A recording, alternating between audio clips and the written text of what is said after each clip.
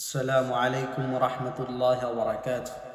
الحمد لله وحده والصلاة والسلام على من لا نبي بعده وعلى آله وأصحابه الذين هم كرام البررة. أما بعد. সম্মানিত প্রিয় ভাইয়েরা, আজ আমরা উপস্থিত হয়েছি গুরুত্বপূর্ণ ইম্পর্টেন্ট একটি আকীদা নিয়ে। সেটি হচ্ছে আইনাল্লাহ, আল্লাহ তাআলা কোথায় আছেন। এটি আমাদের মধ্যে এই মাসআলাটি নিয়ে, এই আকীদাটি নিয়ে অনেক মতভেদ রয়েছে, বিশেষ করে হানাফি এবং লামাযহাবী ভাইদের মাঝে। তো যদি আমরা প্রশ্ন করি যে আইনাল্লাহ, আল্লাহ সুবহানাহু ওয়া তাআলা কোথায় আছেন, তো উত্তর হচ্ছে যে আমাদের রব আল্লাহ সুবহানাহু ওয়া তাআলা আরশে আযীমে রয়েছেন।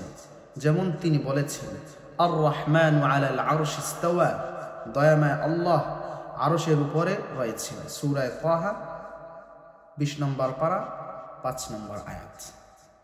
এই সম্পর্কে আলাল আরশি ইস্তাওয়া, আল্লাহ তাআলা আরশের উপরে ইস্তাওয়া রয়েছেন। এই ইস্তাওয়া শব্দ সম্পর্কে সুইলাল ইমাম মালিক রাহিমাহুল্লাহু তাআলা, ইমাম মালিক রাহমাতুল্লাহি আলাইহি এই ইস্তাওয়ার অর্থ সম্পর্কে জিজ্ঞাসা করা হয়েছে।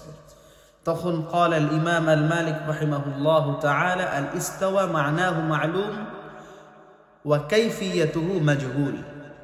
তখন ইমাম মালিক রাহমাতুল্লাহি আলাইহি বলেছিলেন যে ইস্তাওয়ার অর্থ হচ্ছে যে তিনি সমুন্নত রয়েছেন, অর্থাৎ ইস্তাওয়ার অর্থ সেটা আমাদের নিকট জানা রয়েছে, তবে তার কাইফিয়ত এটি মাজহুল।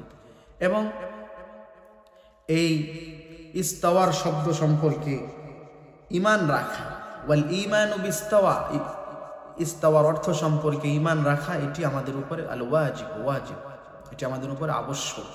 তবে ওয়াসসুআলু বিকাইফিয়াতিহি, তবে এই ইস্তাওয়ার কাইফিয়ত সম্পর্কে জিজ্ঞাসা করা বিদআতুন, বিদআত। অতএব আমরা জানলাম যে আল্লাহ তাআলা আরশের উপরে ইস্তাওয়া রয়েছেন।